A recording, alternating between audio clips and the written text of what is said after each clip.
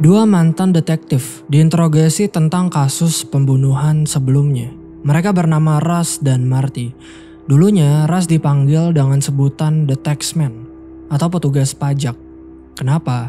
Karena dia berasal dari Texas dan setiap kali menyelidiki sebuah kasus selalu membawa buku besar seperti seorang petugas pajak. Tampang Russ itu kurus banget dan terlihat seperti orang gelisah. Marty selaku partnernya juga berkata bahwa Russ merupakan orang yang agak sedikit aneh. They used to call him the tax man for a while.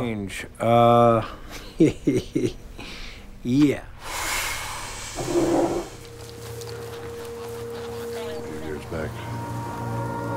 ID. Ketika diinterogasi, Russ menyalakan rokoknya. Awalnya dia tidak diperbolehkan tetapi dia tetap saja merokok. Jika tidak boleh, dia berkata bahwa dia akan pergi dari ruang interogasi. Russ dan Marty mulai cerita tentang kasus zaman dulu, kasus pembunuhan Dora Lang. Awalnya ada seorang sheriff meminta bantuan detektif karena ditemukannya mayat di kota Iraq, Louisiana. Mayat ini bernama Dora Lang. Waktu itu 3 Januari 1995, ulang tahun putrinya Russ. Marty dan Russ mulai melihat mayatnya. Dora diikat di bawah pohon dengan keadaan telanjang bulat. Udah gitu, di kepalanya terdapat mahkota kayu dan sebuah tanduk. Di belakang punggungnya terdapat sebuah tato membentuk spiral. Spiral merupakan sebuah simbol zaman dulu, melambangkan perjalanan eksternal atau kehidupan dan perjalanan internal atau roh atau setelah kehidupan. Ini sangat aneh karena selama 8 tahun CID atau Divisi Kriminal Investigasi tidak pernah melihat pembunuhan semacam ini. Singkatnya, CID mengambil alih investigasi ini. Marty memanggil bawahannya untuk melakukan pencarian di sekitar sini. Setelah dilihat, Russ mengatakan bahwa mayat ini memiliki bekas ikat pada pergelangan tangan, pergelangan kaki, dan lutut. Beberapa luka tusukan ringan di perut, pendarahan di sekitar tenggorokan, bekas lebam di bahu, paha, dan dada. Dia terbaring cukup lama sebelum dipindahkan. Russ menjelaskan, dia membawa buku besar karena suka sekali mencatat sesuatu yang berhubungan dengan kasus. Sebuah detail di catatannya mungkin saja bisa membantu dia di kemudian hari. Marty mengaku bahwa dia bukan detektif handal. Dia hanyalah manusia biasa dengan pisang yang besar. Marty berkata bahwa Russ merupakan orang pendiam dan juga cerdas. Ya, Marty mengakui bahwa Russ merupakan orang yang cerdas, walaupun agak sedikit aneh. Marty pergi ke rumah Russ dan ya, di sana kosong banget. Russ tinggal sendiri dengan apartemen sepetak. Di dalamnya benar-benar kosong, hanya satu kasur di lantai. Beberapa buku di pinggiran tembok dan peralatan-peralatan rumah biasanya. Gak ada foto keluarga, bunga untuk menghias ruang, meja makan. Pokoknya hampa. Menurut Russ, ulah ini dilakukan oleh orang yang mengidap metapsikotik. Orang yang tidak bisa membedakan antara realitas dengan imajinasi. Russ berkata bahwa hal ini merupakan fantasi yang dibuat nyata. Ritual, pemujaan, pematungan. Ini adalah penglihatannya. Tubuhnya merupakan peta cinta bagi seseorang dengan kelainan seksual. Maksudnya, pelampiasan nafsu fisik pada fantasi dan kebiasaan yang ditabukan oleh masyarakat. Bagaimana Russ tahu semua ini? Apalagi kalau bukan buku yang dia baca. Lututnya terkelupas, luka bakar di punggungnya, koreng, gusi menipis, gigi yang buruk. Russ menyimpulkan bahwa Dora merupakan seorang PSK. Beda dengan Marty, dia tidak begitu saja percaya dengan Russ. Kenapa? Karena menurut Marty, Russ terlalu cepat mengambil kesimpulan kepada barang bukti. Marty mengajak Russ untuk melakukan makan malam karena istrinya Marty meminta Marty untuk mengajak partnernya melakukan makan malam. Russ mau walaupun sekarang merupakan hari ulang tahun putrinya. Ya, Russ pergi ke rumah Marty dan dia pergi dalam keadaan mabuk serta berantakan. Dalam perjalanan, Marty bertanya, apakah Russ beragama Kristen? Russ berkata tidak. Marty bingung, terus apa gunanya salib dipajang di temboknya? Russ berkata bahwa salib yang ada di rumahnya hanya digunakan untuk melakukan meditasi. Maksudnya, Russ bermeditasi dengan merenungkan saat-saat di Taman Getsemani, sebuah ide yang membiarkan penyalipan dirimu sendiri. Disinilah Marty mulai sadar bahwa Russ memang beda dari orang lain. Marty bertanya jika Russ bukan Kristen, terus dia percaya apa? Awalnya Russ tidak mau membicarakan kepercayaan karena bagi dia tidak lazim membicarakan kepercayaan di tempat kerja. Marty menjelaskan bahwa dia dengan Russ sudah bekerja bersama selama 3 bulan dan dia tidak tahu apa-apa tentang Russ. Russ menjelaskan bahwa dia menganggap dirinya sebagai seorang realis, tetapi dalam istilah filsafat itu disebut pesimis. Marty bingung, kepercayaan macam apa itu? Disinilah Russ memberikan gagasannya. Menurut dia, kesadaran manusia adalah kesalahan tragis dalam evolusi. Kita menjadi terlalu sadar diri. Alam menciptakan aspek alam terpisah dari dirinya sendiri. Kita adalah makhluk yang seharusnya tidak ada menurut hukum alam. Kita adalah makhluk yang bekerja di bawah khayalan bahwa kita memiliki tubuh, ditambah dengan panca indera dan perasaan, diprogram dengan khayalan bahwa kita adalah seseorang. Padahal dalam kenyataan kita bukan siapa-siapa. Jadi pokoknya menurut Russ, hal terhormat yang bisa dilakukan manusia yaitu menyangkal program kita, berhenti mereproduksi, berjalan bersama menuju kepunahan. Tengah malam terakhir, saudara dan saudari memilih keluar dari kesepakatan. Marty bertanya, terus apa gunanya Russ bangun tiap pagi kalau dia percaya akan hal tersebut? Russ menjelaskan karena itu adalah pemrogramannya dan dia tidak memiliki keinginan untuk melakukan bundir. Karena kepercayaan yang aneh, Marty menyuruh Russ untuk diam saja. Consider myself a realist. We became too self-aware. People around here don't think that way. Begging you to shut the fuck up. What about him? What do you think? Marty menjelaskan ke mayornya yang bernama Ken tentang kasus hari ini, kasus pembunuhan Dora Leng yang cukup aneh. Marty menyebut pembunuhan ini sebagai ritual Halloween.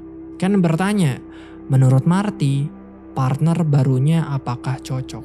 Walaupun sudah mendengar hal-hal aneh, Marty berkata kepada Ken bahwa Russ merupakan partner yang baik. Malam sudah tiba, Russ pergi duluan dan Marty membuat laporan untuk hari ini. Russ mendapat beberapa info dari database. Salah satu info tersebut adalah temannya Dora. Russ pergi ke sebuah bar untuk menginterogasi temannya Dora. Di sini, Russ sudah agak sedikit mabok. Russ bertemu dengan 2 orang wanita bernama Anne dan Lucy. Russ bertanya, apakah Anne dan Lucy mengenal seorang wanita seumuran mereka, bekerja di tempat yang sama di sini, tinggi sekitar 170 cm dan berambut pirang. Lucy bertanya ukuran payudaranya berapa. Sebenarnya ini hanyalah candaan, tetapi Russ menjawab dengan serius. Russ berkata bahwa wanita ini memiliki ukuran payudara medium, seperti Lucy. Mereka berdua berkata tidak tahu, karena banyak sekali gadis seperti itu di sekitar sini. Russ bertanya, apa ada wanita seperti itu yang belakangan jarang kelihatan, menghilang? Tetap saja, mereka berkata tidak tahu. Russ menyuruh Anne untuk pergi dan dia mulai berbicara dengan Lucy. Berbicara tentang apa? Russ ingin membeli obat. Awalnya Lucy tidak mau, tetapi Russ berkata tidak apa-apa. Dia datang ke sini bukan untuk menangkap seseorang karena narkoboy atau melakukan hal-hal haram. Dia tidak tertarik. Russ ingin obat penenang karena katanya dia tidak bisa tidur. Kembali ke Marty. Terlihat tadi malam dia tidak tidur dengan istrinya yang bernama Maggie. Marty menjelaskan kenapa dia tidur di sini karena ketiduran, katanya. Baru juga bangun dan melihat istrinya. Marty langsung bergegas bekerja. Karena dia lupa sekarang ada press conference, memberikan pernyataan ke media berita. Marty datang ke kantor dan Russ berkata dia sudah mendapat sidik jari Dora. Nama lengkapnya adalah Dora Kelly Lang. Pernah ditahan karena menguntil, kepemilikan narkoboy, dan melakukan hal-hal haram. Rumahnya di luar Santa Martinville. Pemilik rumah berkata bahwa sudah hampir setahun Dora tidak pergi ke rumahnya. Dora mempunyai mantan suami bernama Charlie Lang yang sedang menjalani hukuman 8 tahun karena penipuan cek. Jasad Dora sudah diotopsi. Dokter menjelaskan bahwa dia tidak menemukan satupun sidik jari di tubuh Dora. Dokter menemukan bekas ikatan pada pergelangan tangan dan kaki, terikat oleh tali setebal setengah inci. Ada bukti bahwa Dora melakukan hubungan intim di vagina, terikat dalam keadaan tegak, tidak makan selama 1 hari atau lebih. Uji racun menemukan lysergic acid dan metamfetamin di dalam tubuh Dora. Itu adalah sabu dan LSD. Jadi kesimpulannya Dora diberi narkoboy, diikat, disiksa dengan pisau, dicekik, kemudian dibuat berpose di sana, di bawah pohon di kota Irat. Dokter menjelaskan bahwa mahkota yang ada di kepala Dora adalah duri mawar, rotan, dan rumput, dan tanduknya adalah tanduk rusa. Terus simbol spiral di punggungnya dicat dengan menggunakan cat akrilik warna biru. Di TKP juga ditemukan sebuah rangkaian kayu membentuk sebuah bentuk yang aneh. Dokter, Russ, dan Marty tidak bisa memikirkan makna dari rangkaian ini. Marty dan Russ keluar dari rumah sakit. Di sini Russ mengatakan hal yang mungkin agak tidak normal. Russ berkata bahwa tempat ini seperti ingatan seseorang dan ingatan tersebut mulai memudar. Terus juga Marty bertanya, apakah Russ tidur tadi malam? Russ berkata bahwa dia tidak tidur, dia hanya bermimpi. Marty tentu kesal karena itu aneh sekali, gimana Anda bisa bermimpi kalau tidak tidur. Somebody's memory of a town and the memory's fading. I don't sleep. I just dream. Ask her about anybody she was seeing. A cult. Singkatnya, konferensi pers sudah dilakukan. Russ dan Marty mengatakan ke media berita bahwa kejadian ini ada hubungannya dengan kultus. Russ dan Marty mulai menjelaskan kasusnya ke yang lain. Nama korbannya adalah Dora Kelly Lang, umurnya 28 tahun. Marty menyuruh semuanya untuk pergi ke lapangan dan tanyakan ke siapa saja tentang siapa yang Dora temui, pelanggannya siapa saja. Berhubung kan Dora merupakan seorang pekerja haram. Terus juga tanya ke pengedar narkoboy, pria hidung belang, pokoknya siapa saja. Dalam perjalanan Russ melihat putrinya sendiri di jalan. Kalian harus tahu, sebenarnya putrinya Russ sudah meninggal. Russ bertanya ke Marty, apakah dia percaya dengan hantu? Tentu Marty menyuruhnya untuk diam karena dia tidak ingin mendengar hal-hal aneh. Russ dan Marty sampai di kota Irat. Mereka menanyai beberapa orang yang tinggal di sana. Ada satu orang yang mengira bahwa Russ dan Marty sedang membicarakan gadis yang bernama Mary Fontenot. Kenapa? Karena Mary Fontenot menghilang di sekitar sini bertahun-tahun yang lalu. Orang ini berkata bahwa Mary Fontenot masih kecil ketika menghilang. Russ dan Marty pergi ke gereja yang ada di sana. Pendeta di sana berkata bahwa gereja ini pernah dijahili. Ada orang yang membelah kucing, lalu setelah itu mempakunya di depan gereja. Russ menunjukkan beberapa simbol kepada pendeta dan dia mengenali satu. Pendeta berkata bahwa rangkaian ini terlihat seperti sesuatu yang diajarkan di zaman dulu. Beberapa orang menganggap bahwa ini adalah perangkap burung. Tetapi bibinya pendeta pernah berkata bahwa ini adalah jaring setan. Kamu menaruhnya di sekitar tempat tidur, menangkap setan sebelum setan tersebut sudah dekat. Russ dan Marty bertemu dengan sheriff kota Irat untuk bertanya tentang Mary Fontenot. Sampai sana ternyata laporan tentang Mary Fontenot kosong, Tidak ada sama sekali. Laporan tersebut dibuat 5 tahun yang lalu. Dan sheriff 5 tahun yang lalu bernama Ted Childress. Marty bertanya, kenapa kasus Mary Von Knott tidak dilanjutkan? Kenapa tidak ada yang mencarinya? Sheriff menjelaskan bahwa Mary Von Knott pergi dengan ayah kandungnya.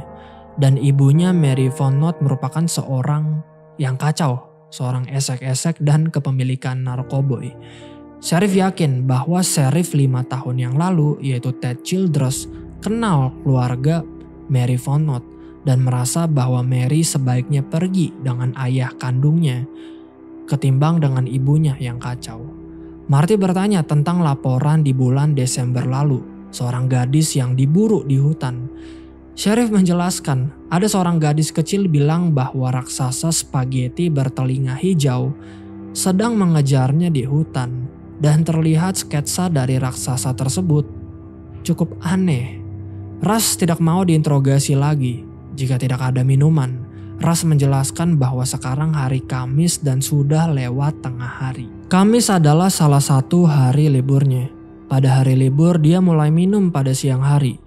Dua detektif ini terpaksa membelikan Russ minuman bir jika ingin lanjut interogasi. Off days I start drinking at noon.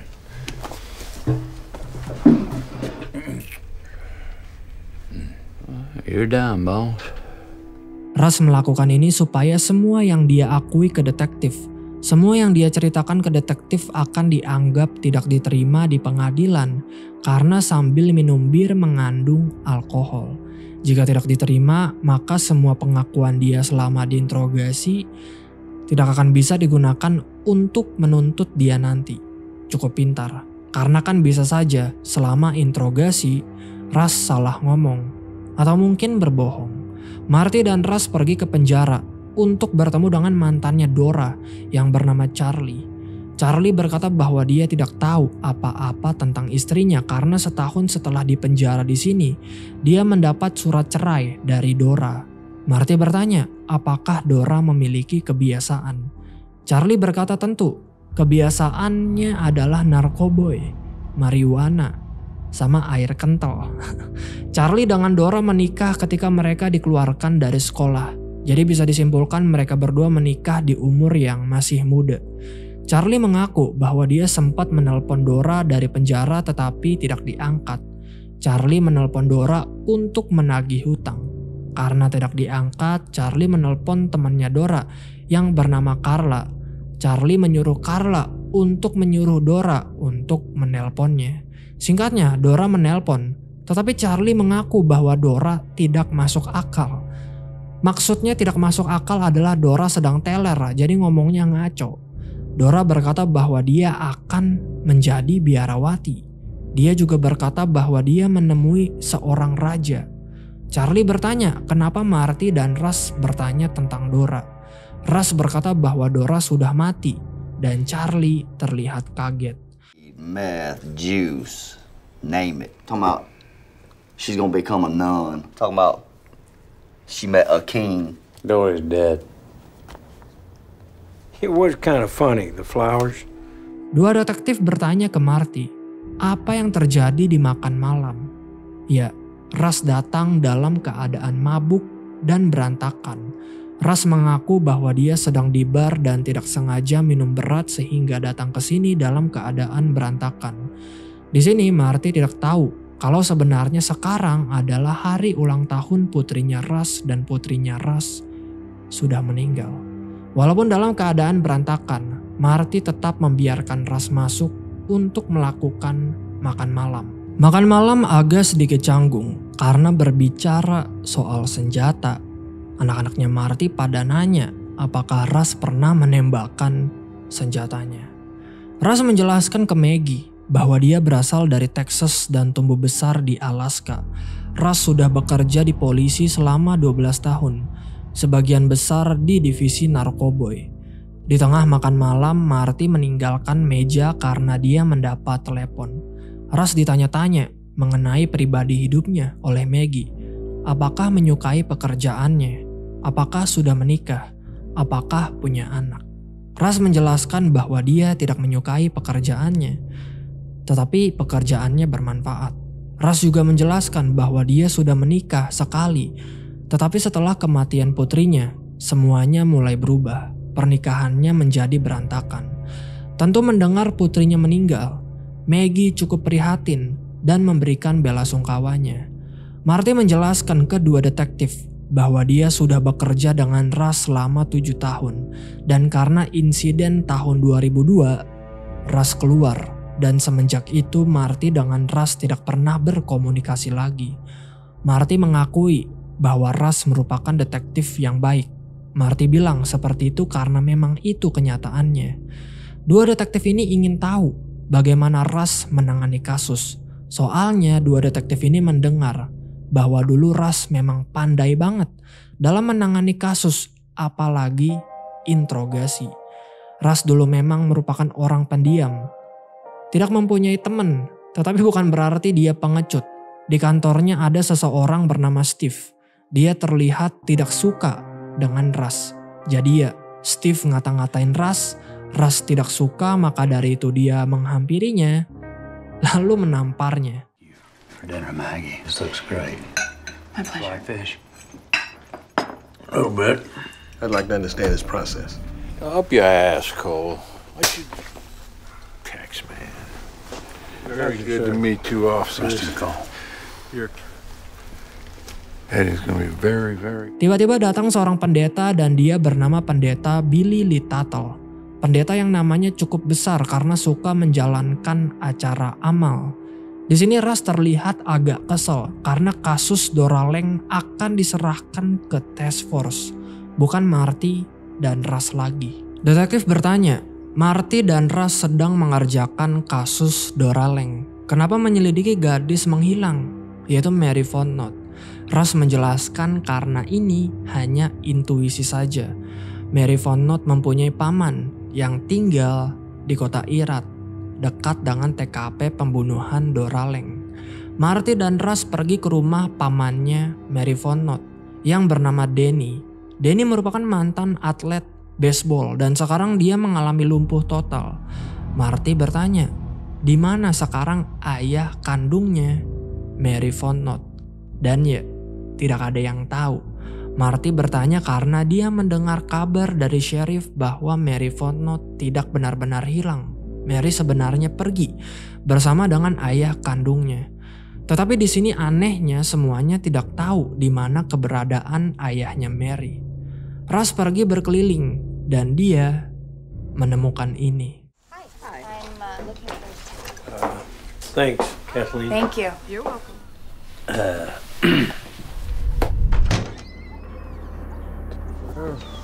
Danny loved her so much.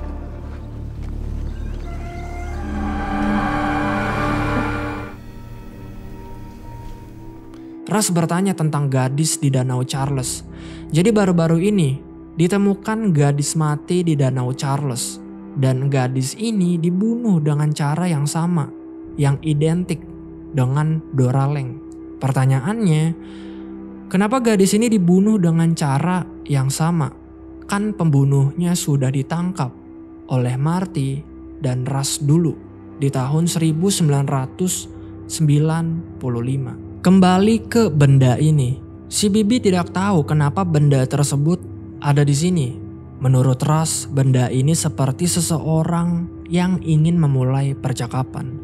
Marty dan Ras pergi menemui ibunya Dora yang bernama Caroline. Ras bertanya, ayahnya Dora bagaimana? Caroline menjelaskan bahwa suaminya sudah meninggal karena kecelakaan di jalan. Menyetir mobil dan belok terlalu cepat sampai tergulir dan meninggal. Caroline berkata bahwa Dora pergi ke sini sebulan yang lalu. Dora berkata bahwa dia sudah sering pergi ke gereja. Marty bertanya, gereja yang mana? Caroline tidak ingat. Tiba-tiba dia sakit kepala. Caroline menjelaskan bahwa dia memang suka begini. Tiba-tiba sakit kepala ketika mengingat sesuatu. Marty menjelaskan kedua detektif bahwa Ras tidak pernah bercerita tentang keluarganya. Menurut Marty, masalah Ras adalah ada hal-hal yang dia butuhkan namun tidak bisa dia akui. Marty dan Ras bertemu dengan temannya Dora yang bernama Carla. Carla menjelaskan bahwa Dora suka bermain judi. Carla juga menjelaskan bahwa Dora merupakan orang yang kurus. Udah gitu tidak bisa diam seperti teler, biasanya pada sesuatu. Carla berkata bahwa Dora pernah menyebut satu tempat, Danau Spanish, sebuah penampungan. Dulunya para wanita tinggal di sana. Menurut Russ, Dora merupakan gadis yang sedih, makanya menjadi sasaran empuk bagi pelaku. Yang kita tahu tentang si pelaku mengincar gadis esek-esek, artistik, religius dengan cara tersendiri. Mayatnya dipasangi tanduk, penutup mata, simbol yang dicat di punggung.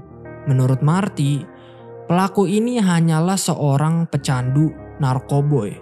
Ada seorang pria di New Orleans memutilasi pacarnya, merasa menyesal lalu mencoba untuk menyatukannya kembali dengan lem. Menurut Marty, si pelaku Dora Leng sama dengan pria ini. Beda dengan Russ, menurut dia berbeda. Pria ini hanya gila karena narkoboy. Pelaku yang membunuh Dora mempunyai ruang lingkup. Korban diposisikan dengan visi tertentu. Visi memiliki makna. Makna memiliki masa lalu. Ada sejarahnya. Lost dogs. Looking for narrative. I was married, Marty, for 3 years. Marty bertanya, apa alasan sebenarnya Russ datang ke makan malam dalam keadaan berantakan? Russ menjelaskan bahwa dia sudah menikah selama 3 tahun. Memiliki anak perempuan namun meninggal kecelakaan mobil. Dan usianya pada saat itu 2 tahun. Dan semenjak itu pernikahan menjadi berantakan. Mendengar hal itu, Marty sangat menyesal. Dia benar-benar bersimpati kepada Russ. Russ menjelaskan ke detektif bahwa dia pernah ingin menikah sekali lagi dengan wanita bernama Laurie. Wanita ini diperkenalkan oleh Maggie, istrinya Marty. Tetapi Russ putus. Menurut Russ, ini yang terbaik. Bukannya bermaksud apa-apa. Russ berkata bahwa dia bisa menjadi orang yang kritis. Russ juga merasa bahwa tidak baik buat seseorang untuk dekat dengannya. Jadi ya, Russ memilih untuk hidup sendiri. Russ berkata ketika kau sudah mencapai usia tertentu, kau lebih tahu siapa dirimu. Sekarang dia tinggal di sebuah kamar berukuran kecil di pinggiran kota di belakang bar. Bekerja 4 malam dalam seminggu di bar. Di antara hari-hari tersebut, dia minum dan tak ada orang yang bisa menghentikannya. Di malam hari, Marty mabok. Marty menjelaskan ke detektif bahwa kadang untuk kembali sebagai pria berkeluarga, kau harus mengurangi tekanan. Dan ya, yang dilakukan Marty untuk mengurangi tekanan adalah berselingkuh dengan seorang wanita bernama Lisa. Kadang gue bingung, Marty punya istri, Maggie, cantik. Tapi kenapa masih aja bisa selingkuh? Kutukan menjadi pria mungkin, atau emang bandel aja. Was that a yes? I might stay up. You can't afford an attorney. The state will provide you.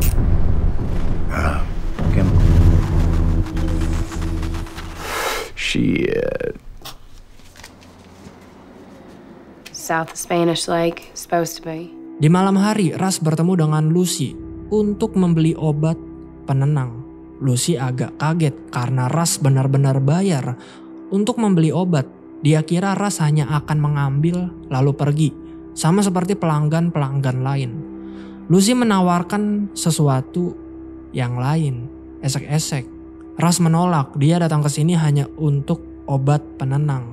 Russ bertanya, biasanya selain di sini, pekerja-pekerja wanita mangkal di mana lagi? Lucy menjelaskan bahwa dia pernah mendengar tempat ini.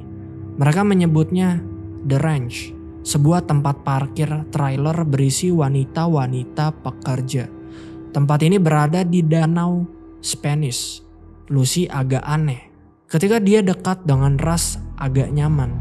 Dia kira Russ merupakan orang yang berbahaya. Russ berkata, tentu dia berbahaya.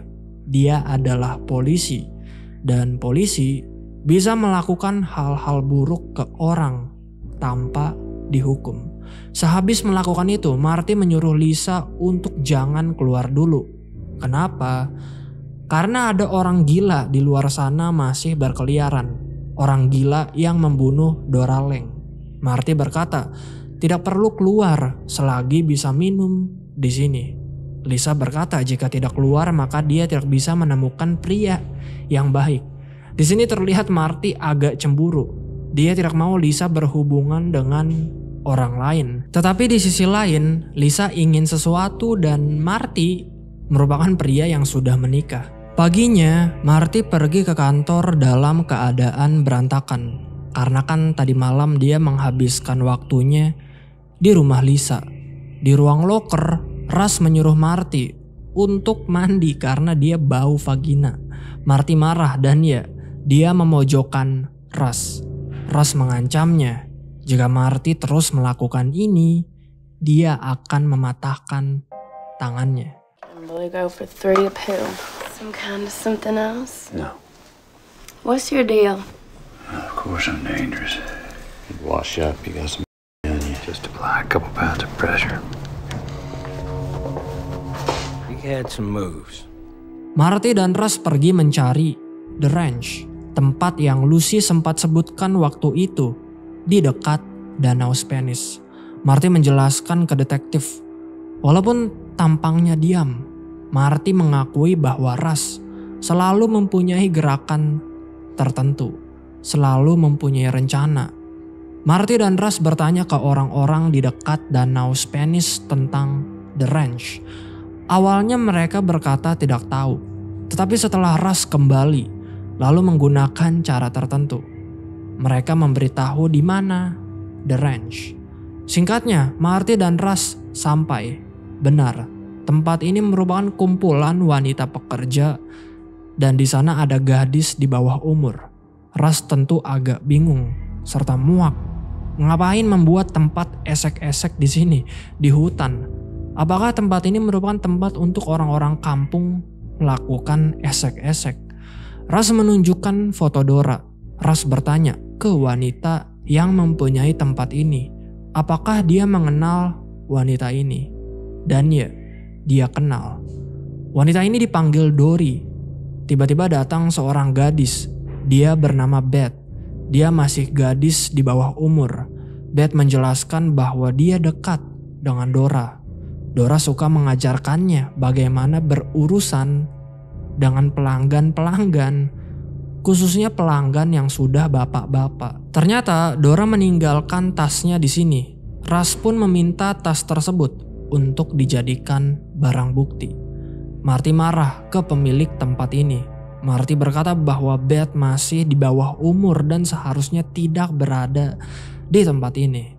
Wanita ini berkata, tubuh wanita, maka pilihan wanita dan Marty tidak bisa menghakimi. Karena merasa kasihan sebelum pergi, Marty memberikan Beth uang. Russ mengira bahwa itu adalah uang muka. Marty agak marah. Dia memberikan uang ke Beth bukan karena ingin menyewanya, tetapi karena kebaikan. Di tas milik Dora terdapat diarinya, dan di diari tersebut tertulis sebuah kata, The Yellow King. Terus juga ada kata Carcosa. Terus juga ada sebuah poster tentang gereja. Di salah satu arsip milik Russ disebutkan kata North Shore. Detektif bertanya, apa itu North Shore? Russ menjelaskan bahwa North Shore merupakan rumah sakit jiwa yang ada di Texas. Jadi di tahun 1993, Russ menghabiskan 4 bulannya di sana. Russ bercerita, putrinya yang bernama Sofia meninggal ditabrak mobil ketika sedang bermain sepeda 3 roda. Semenjak itu, Russ dengan istrinya saling menyalahkan satu sama lain. Pada saat itu, Russ dipindahkan dari divisi perampokan ke divisi narkoboy. Russ mulai bekerja tanpa henti, penggerebekan di jalan, mendobrak pintu, dan dalam waktu 3 bulan, Russ berhasil merampas bandar narkoboy terbesar. Tak lama kemudian, istrinya Russ pergi. Dan tak lama kemudian, Russ menembak seorang pecandu karena menyuntik bayi perempuannya dengan narkoboy. Karena menembak seorang pecandu, Russ diadili. Jaksa wilayah memberinya kesempatan untuk tidak dipenjara tetapi menjadikannya sebagai polisi yang menyamar menjadi pecandu. Dan ya, selama 4 tahun Russ menyamar menjadi seorang pecandu. Dan pada bulan Februari tahun 1993, dia membunuh 3 orang kartel di pelabuhan Houston. Russ terkena 3 tembakan dan berakhir di North Shore, rumah sakit jiwa, Texas. Karena pencapaiannya membunuh kartel, Russ meminta permohonan dan dikabulkan. Russ ingin dipindahkan ke divisi pembunuhan dan jaksa wilayah mengabulkan permintaan tersebut. Itulah kenapa sekarang Russ berada di sini, di Louisiana, menjadi detektif pembunuhan. Sampai akhirnya dia berhenti dan sekarang statusnya adalah mantan detektif. Pertanyaannya, kenapa ingin dipindahkan ke divisi pembunuhan? Karena Russ melihat sesuatu di North Shore, sebuah kutipan Alkitab dari ayat Korintus. Tubuh itu satu dan anggota-anggotanya banyak. Dan segala anggota itu, sekalipun banyak, mereka merupakan satu tubuh. Dan sekarang Russ mencoba untuk tetap menjadi bagian dari tubuh. Marty pergi ke rumah keluarganya Maggie. Semua berjalan cukup buruk. Marty tiba-tiba buru-buru ingin bekerja karena katanya dia mendapatkan petunjuk baru tentang kasus Dora Lang. Maggie tentu marah, maka dari itu Marty mengajak Maggie serta anak-anak untuk pulang dulu. Mereka pulang dan ya ribut. I need a memory jog. Dora. Young blonde. Been through this. Again, listening to your dad's bullshit. I'm trying to make you feel bad for me. You used to not be such a chicken shit, I swear. Good. Deeper kind. Russ menjelaskan bagaimana putrinya meninggal. Dokter berkata, putrinya mengalami koma. Lalu setelah itu meninggal tanpa meninggalkan rasa sakit. Menurut Russ, seharusnya kematian seperti itu, mati tanpa rasa sakit, sebagai anak yang bahagia. Marty datang ke kantor dan ya, di sana ada task force mencoba untuk mengambil alih kasus Dora Lang. Kalian harus ingat, task force dikirim oleh wali kota Louisiana bernama Dave Tuttle. Dan Dave Tuttle mempunyai sepupu bernama Billy Lee Tuttle, seorang pendeta yang cukup besar namanya di sini. Ken memanggil Marty dan Russ ke kantornya. Ken menyuruh Russ untuk menutup mulutnya. Kenapa? Karena Ken kesal sekali. Terlihat Russ sangat benci dengan task force. Ken berkata, dia akan memberikan kasus ini ke task force jika Marty bersama dengan Russ belum mendapatkan tersangka 2 minggu lagi.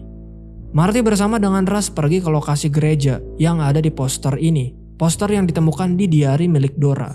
Jadi ternyata gerejanya sudah hancur, sudah tidak ada lagi. Marty dan Russ sampai. Russ berkeliling dan dia menemukan sesuatu. Dia menemukan lukisan seorang wanita sedang diikat. Dan di kepalanya terdapat mahkota dan tanduk, sama seperti apa yang terjadi kepada Dora Lang.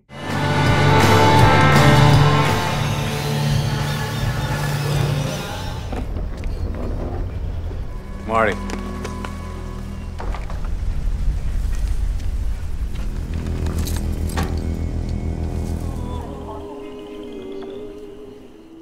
Gereja ini diselidiki oleh forensik dan tidak ditemukan satupun sidik jari. Ternyata gereja ini mengalami kebakaran dan semenjak itu tidak pernah direnovasi dan dipakai lagi. Seminggu kemudian, Marty dan Russ pergi melihat tenda gereja, tempat orang beribadah dan mendengar pendeta melakukan khotbah. Menurut Russ, orang-orang yang percaya akan hal ini merupakan orang-orang dengan IQ rendah. Setelah mengamati dan menyimpulkan, Russ melihat bahwa orang-orang di sekitar sini memiliki kecenderungan atas obesitas, kemiskinan, memberikan uang demi kisah khayalan. Mereka memasukkan sedikit uang mereka ke dalam keranjang anyaman kecil yang diedarkan. Berdasarkan itu semua, menurut Russ, orang-orang ini bodoh. Tentu Marty kesel karena Russ sepertinya suka banget menghakimi. Menurut Marty, beberapa orang memang suka berkumpul untuk kepentingan umum. Marty tidak bisa membayangkan jika orang-orang tidak percaya dengan apa yang akan memberikan mereka semangat, seperti agama. Jika orang tidak percaya, maka pastinya tidak ada moral. Maka orang-orang akan melakukan seenaknya, membunuh, mencuri, pemerkosaan, dan hal-hal kriminal lainnya. Karena kan tidak ada moral.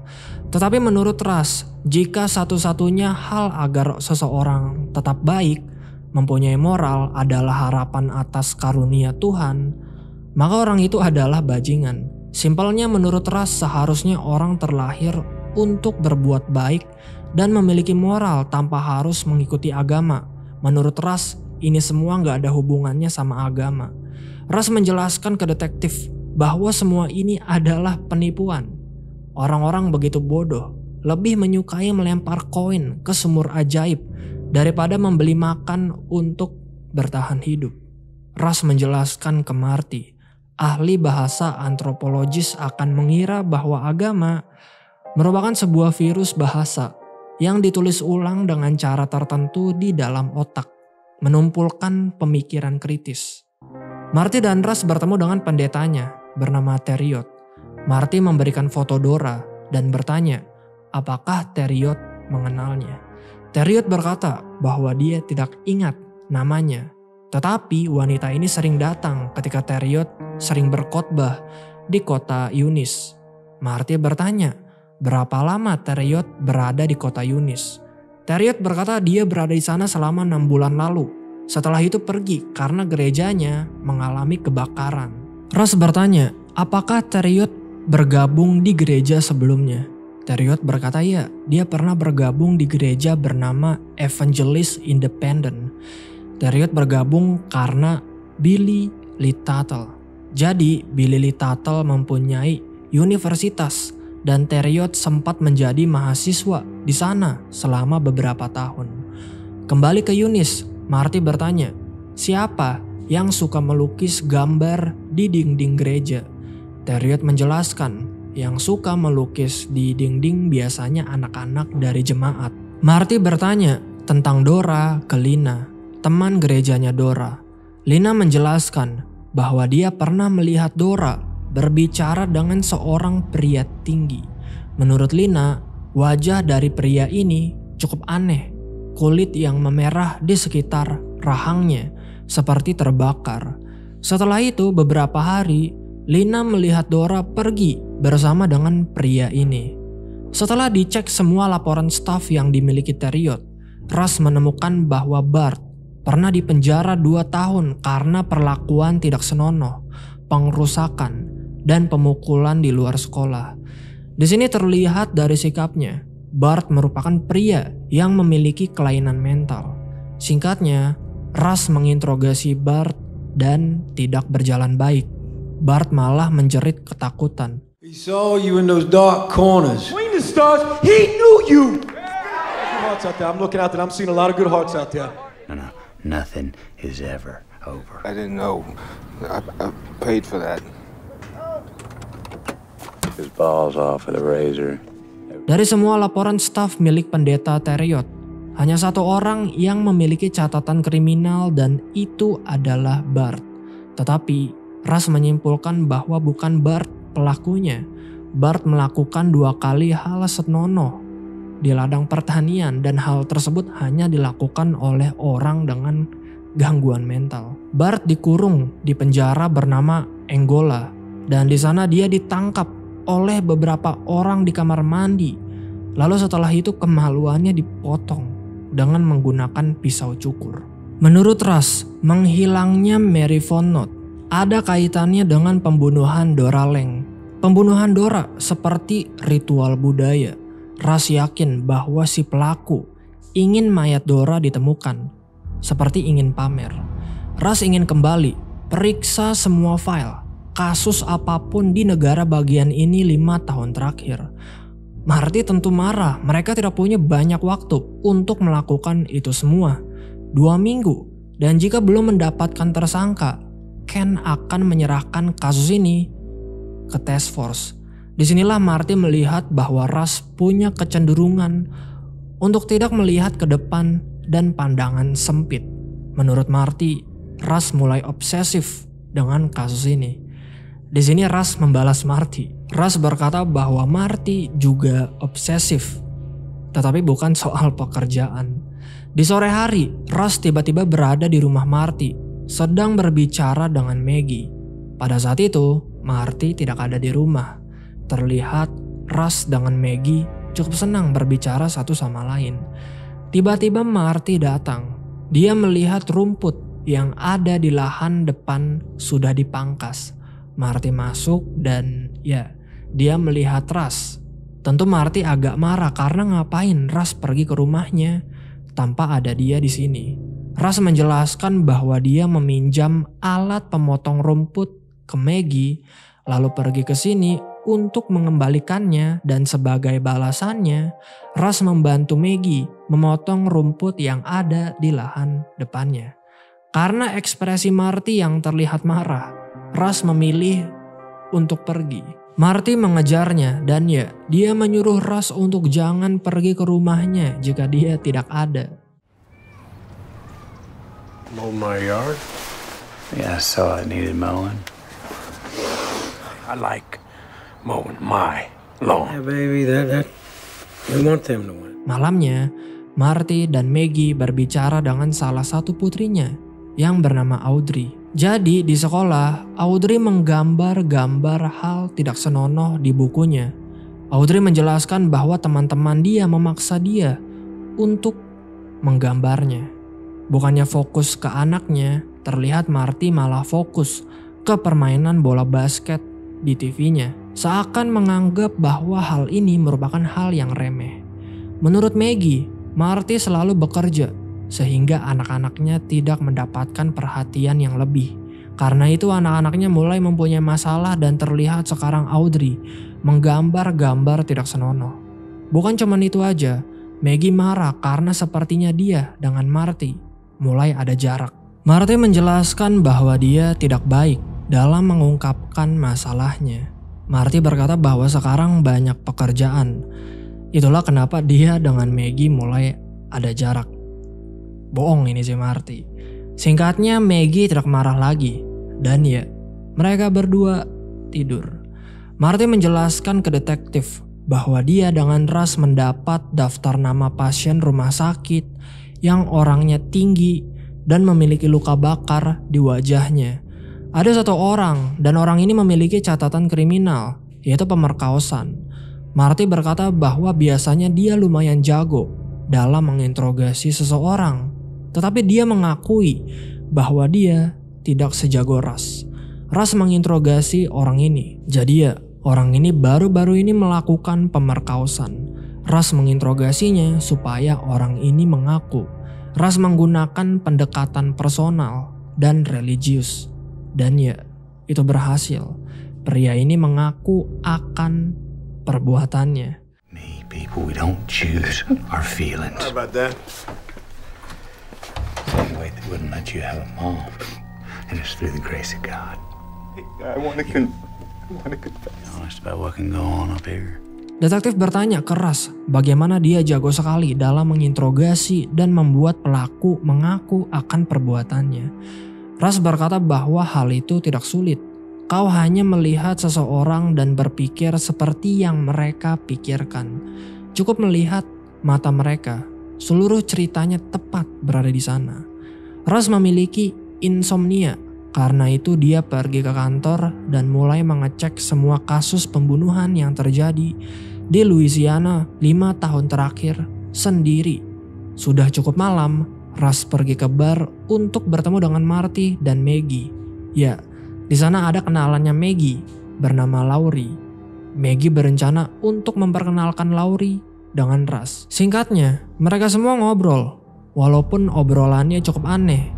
Tiba-tiba Laurie bertanya, apa itu sinestesia, dan Ras menjawab cukup handal. Semuanya pada fokus ke pembicaraan tetapi Marty tidak. Kenapa? Karena dia melihat Lisa dengan pria lain. Marty bangun, pura-pura pergi untuk mengisi kembali bir.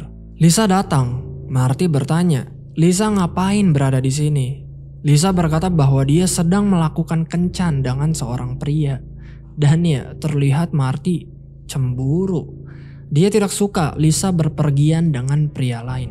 Singkatnya, semuanya berdansa. Laurie dengan Russ dan Maggie dengan Marty. Dan ya, pikiran Marty tidak di sini, tetapi di sana melihat Lisa dengan pria lain. Russ menjelaskan bahwa sebenarnya dia tidak pernah berada di dalam ruang interogasi selama lebih dari 10 menit. Dia sebenarnya juga tidak tahu apakah orang yang dia interogasi melakukannya atau tidak.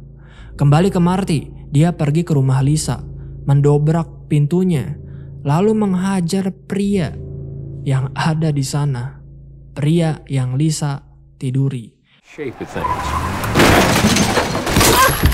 Get off! Get off!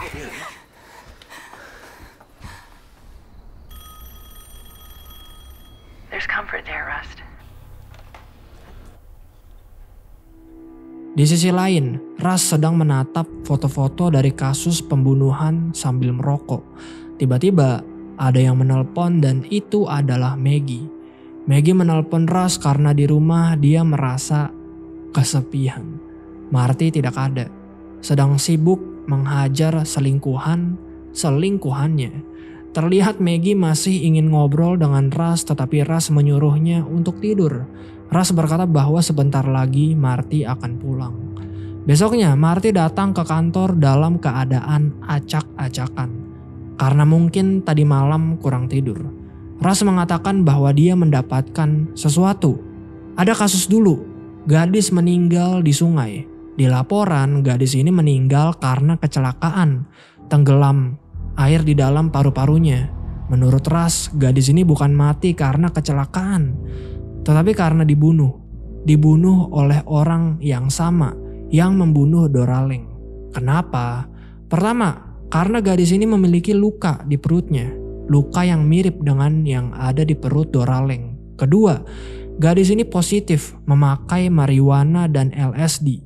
Ketiga, ketika dilihat di punggung gadis ini, ditemukan sebuah simbol spiral, simbol yang sama yang ada di punggung Doraleng. Gadis ini bernama Ryan Olivier, 22 tahun, tinggal di Pulau Pelikan yang penduduknya cuma 300 orang. Kakeknya masih hidup dan ya, Marty dan Russ langsung pergi untuk menginterogasinya.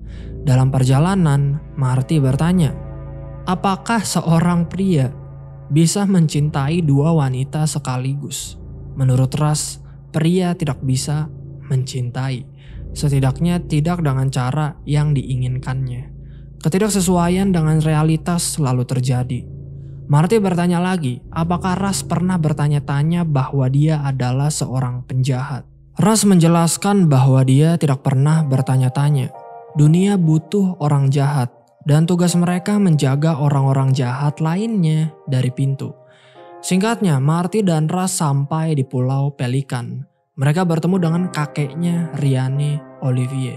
Mulailah diinterogasi. Dia berkata bahwa terakhir kali dia melihat cucunya, Ryan Olivier, 4 tahun yang lalu, sama seperti ibunya. Marty bertanya, apakah Ryan mempunyai kekasih, pacar? Kakeknya berkata bahwa dulu dia melihat Ryan berkencan dengan anak dari keluarganya Ledux. Ryan kabur bersama pria ini. Marty bertanya apakah kakek masih ingat nama pacarnya Ryan. Si kakek menjawab ya, namanya adalah Reggie Leduc. Russ bertanya, di mana Ryan bersekolah? Si kakek menjelaskan bahwa Ryan bersekolah di sekolah bernama Light of Way. Marty dan Russ pun pergi. Di perjalanan, Russ melihat-lihat buku tahunan sekolah kelas 2 SMA milik Ryan. Dan sekolah ini ternyata, sekolah Light of Way, merupakan milik Yayasan Tuttle. jika kalian ingat pendeta Billy Lee Tuttle dan wali kota Louisiana sekarang bernama Dave Tuttle, sepupunya Billy Lee Tuttle. Marty dan Russ pergi ke sekolahnya Rianne dan terlihat sekarang sekolah tersebut sudah tidak beroperasi. Russ bertanya ke petugas pemotong rumput di sana, apa yang terjadi kepada sekolah ini? Dia berkata bahwa sekolah ini terkena badai, jadi ditutup. Russ bertanya, dia ngapain di sini? Dia berkata bahwa dia bekerja untuk gereja dan baru datang ke sini beberapa bulan terakhir. Tiba-tiba Marty memanggil Russ dan terlihat ini sangat urgent. Setelah dicek laporannya, ternyata Reggie Leduc melewati pembebasan bersyarat 8 bulan yang lalu. Dia mempunyai laporan kriminal seperti keluhan pemerkosaan. Dan kalian harus ingat, tadi Reggie Leduc merupakan kekasihnya Rianne Olivier. Reggie Leduc pernah dituntut atas pemerkosaan, tetapi tuntutan pemerkosaan tersebut dibatalkan dan pada tahun 1993 dia tertangkap basah berhubungan dengan lab narkoboy yang biasa membuat marijuana dan LSD. Narkoboy yang sama yang ditemukan di mayat Dora Leng dan Rianne Olivier. Reggie Leduc menghabiskan waktu 2 tahun di penjara. Dan tebak siapa teman selnya? Charlie, mantannya Dora Leng. Disinilah Marty dan Russ mulai semangat. Akhirnya setelah bekerja cukup lama, mereka berdua mendapatkan tersangka yang cukup kuat dan itu adalah Reggie Leduc. Andrew blew it out. Parrish added it to my work order. The Interstate APB and the U.S. Marshals Office. This is what I'm talking about. You can still read them. In that last nanosecond they saw a dream that you had inside a locked room. My wife just died. Ex-wife! Reggie, the dude did this! He's a cook, you know, like a chemist. He said, about someplace called Carcosa and the Yellow King. He says that's their sign. We both know Tyra Weems. I might have got her killed. Russ dan Marty menemui Charlie, mantannya Dora Leng. Marty sangat marah karena Charlie sudah berbohong soal Reggie Leduc. Charlie menjelaskan bahwa ketika dia diinterogasi, Russ dan Marty tidak menyebut Reggie Leduc. Makanya dia tidak membawa-bawa nama Reggie. Karena berbohong, disinilah Marty marah dan mulai mencurigai kalau Charlie ada hubungannya dengan kematian Dora, mantan istrinya. Tetapi di sini terlihat Charlie malah bingung dan marah. Dia tidak menyangka kalau Reggie Leduc adalah pelakunya. Tetapi menurut Marty dan Russ, Charlie hanya melakukan acting. Charlie menjelaskan bahwa Reggie Leduc merupakan orang agak sedikit gila. Charlie juga mengaku bahwa dia sempat memperkenalkan istrinya, yaitu Dora, ke Reggie dengan memperlihatkan fotonya Dora. Charlie berkata bahwa Reggie merupakan orang dengan berbadan besar. Dia juga merupakan seorang ahli kimia. Marty bertanya, apa yang Reggie pernah katakan kepada Charlie? Charlie menjelaskan bahwa Reggie pernah berbicara tentang sebuah tempat di daerah selatan, di mana semua orang-orang kaya pergi. Tempat ibadah iblis katanya, tempat mengorbankan anak-anak, dan lain-lain.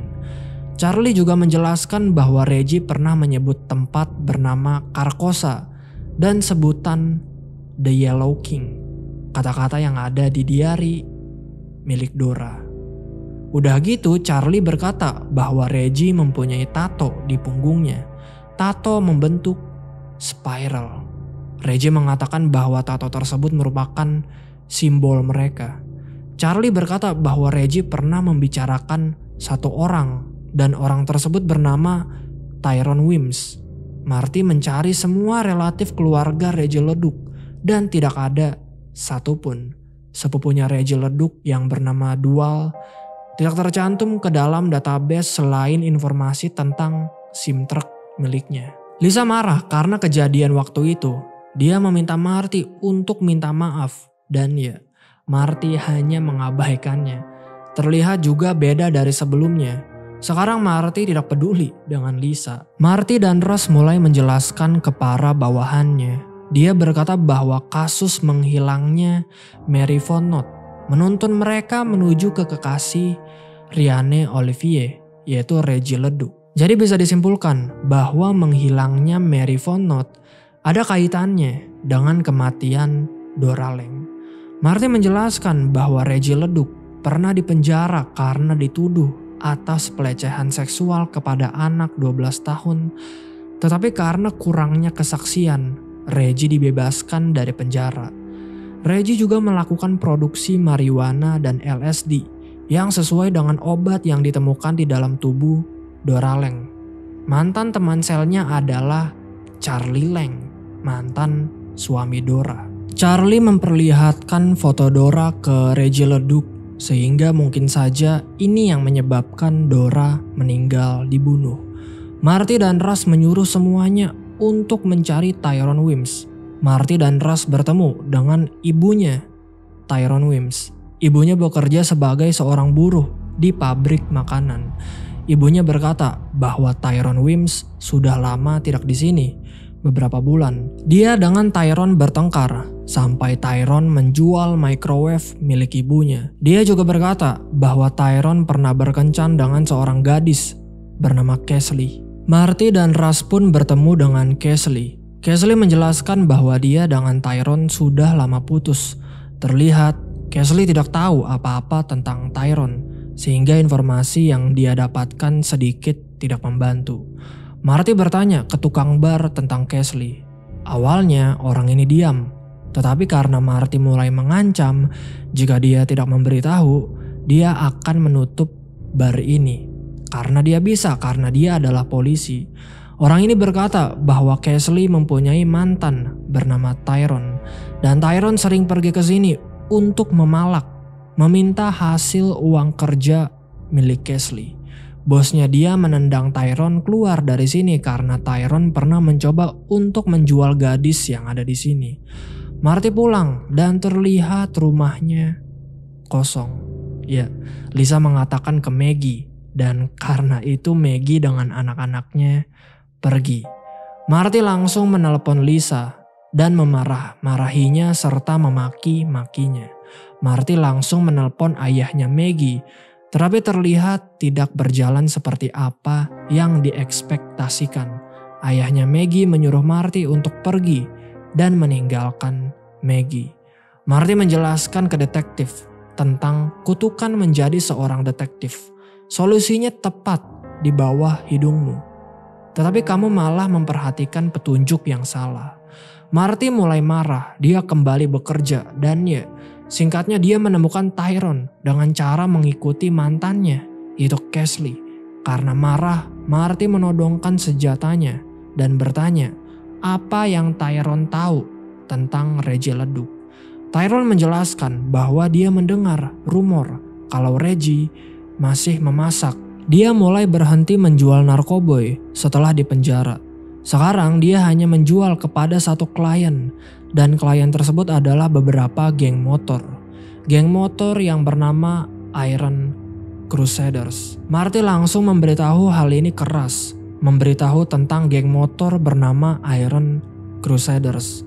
Marty menjelaskan bahwa Reggie suka menjual narkoboy produksinya ke geng motor bernama Iron Crusaders. Marty pergi menemui Maggie di tempat kerjanya, yaitu rumah sakit. Semuanya berjalan tidak mulus. Terjadi keributan karena Maggie tidak mau dia dengan anak-anaknya bertemu dengan Marty. Tetapi semuanya menjadi tenang karena tiba-tiba Russ datang. It was disgusting. You're disgusting. Pretty public way, man. Easy, easy. I love you, honey. I ain't giving up. Well, the dick swanger you roll, you can't spot crazy Fight Club. I know. Love this jacket I got. Russ dan Marty pergi ke bar. Marty pun mulai curhat dan Russ berkata bahwa dia tidak peduli. Kenapa? Karena hubungan Marty dengan Maggie bukan bisnisnya. Sekarang Russ ingin Marty untuk fokus bekerja. Di sini Marty marah. Terlihat Russ tidak lihat kondisinya. Marty sekarang lagi kacau dan Russ malah menyuruhnya untuk bekerja. Russ berkata bahwa Marty bodoh sekali. Marty merupakan seorang detektif. Bagaimana dia tidak bisa mengetahui kalau Lisa merupakan perempuan gila? Bagaimana dia tidak mengetahui kalau Lisa mengetahui rumahnya, nomor teleponnya Maggie? Russ berkata, dari semua penjahat yang Marty tangkap, kenapa dia tidak bisa membedakan wanita gila? Dan ya, Marty mulai mengakui kalau dia berselingkuh. Kenapa? Karena katanya dia suka wanita yang liar. Russ menjelaskan bahwa dia mengenal geng motor tersebut, Iron Crusaders. Russ berkata bahwa dia pernah berurusan dengan mereka ketika berada di divisi narkoboy. Russ menunjukkan koleksinya. Apa itu? Senjata-senjata, minuman keras yang kelihatannya sudah tua, dan jaket geng motor. Semua ini dia dapat ketika menyamar menjadi anggota geng motor. Russ menunjukkan bekas luka tembakannya ketika menyamar. Luka ini diakibatkan karena waktu itu geng motor dengan polisi sedang baku tembak.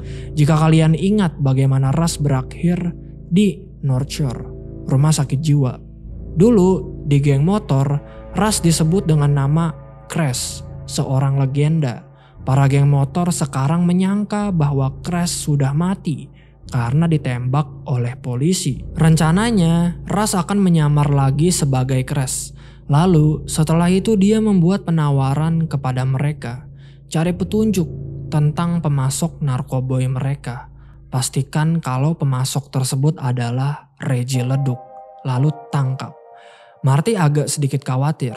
Dia takut kalau Russ akan ketahuan kalau dia sebenarnya adalah polisi. Russ tidak peduli, karena penyamaran adalah satu-satunya jalan. Russ bercerita tentang hal mengerikan dia selama menyamar menjadi geng motor.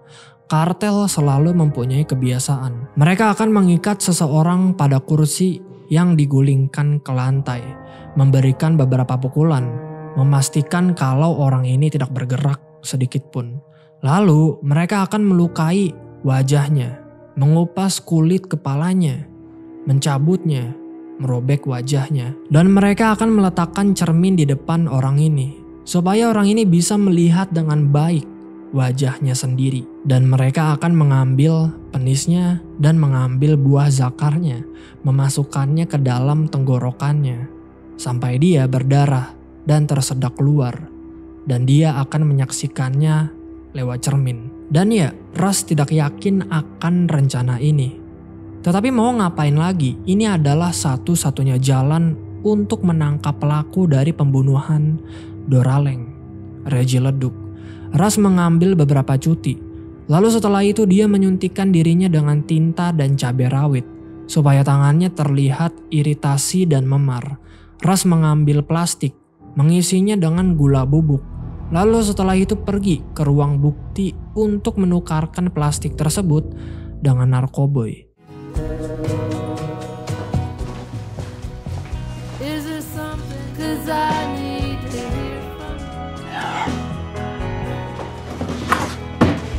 Needing to watch my back on this. Kids are the only thing that matter, Maggie. Russ bertemu dengan Maggie. Russ menjelaskan bahwa dia kesini untuk memberi permintaan maaf Marty. Russ juga menjelaskan bahwa Marty ingin melihat anak-anak. Russ berkata bahwa anak-anak adalah yang terpenting. Mereka merupakan satu-satunya alasan drama pria wanita ini. Kita sudah tua. Pria wanita seharusnya tidak bekerja selain untuk anak-anak mereka. Jadi Russ menjelaskan bahwa perilaku Marty merupakan ekspresi dari kelemahan dan rasa sakit. Russ juga menjelaskan bahwa ini semua bukan tentang Maggie seorang diri. Menurut Maggie, Russ sama saja dengan Marty. Bahkan Maggie mulai membawa-bawa soal pernikahan Russ. Karena tidak mau berdebat, Russ pergi begitu saja. Penyamaran dimulai. Russ sudah berkeliling selama 1 minggu menjadi Crash. Russ memberikan Marty sebuah telepon. Russ menyuruh Marty untuk selalu memegang telepon tersebut. Russ berkata bahwa Maggie sepertinya sudah mulai melunak. Berdasarkan ramalan Russ, Marty dan Maggie akan kembali 2 bulan lagi. Russ pergi ke tempat di mana Iron Crusader kumpul. Tentu Russ diizinkan masuk karena dia adalah Crash, seorang legenda yang orang mengira sudah mati. Russ kenal dengan pemimpin Iron Crusaders yang bernama Ginger.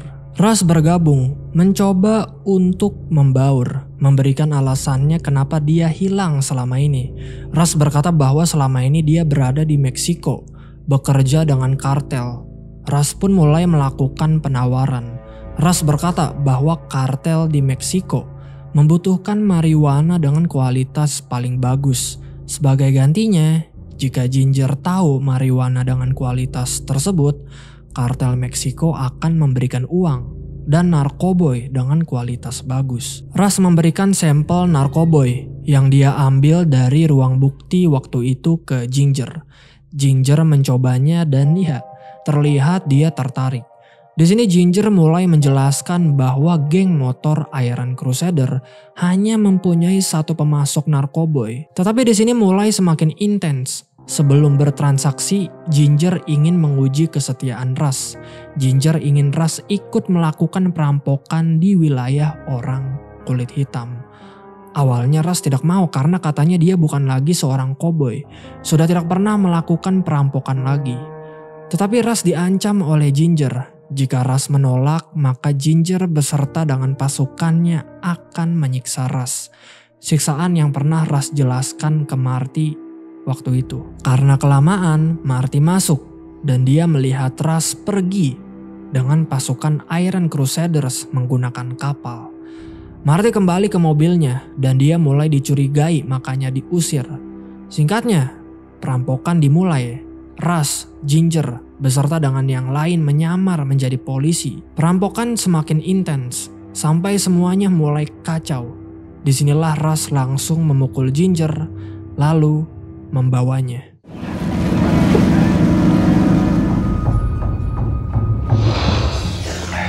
Wait till you see this. Why'd you back me on this? I back you.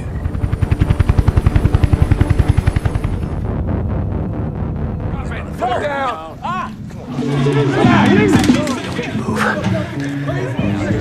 Get that safe on. Do not.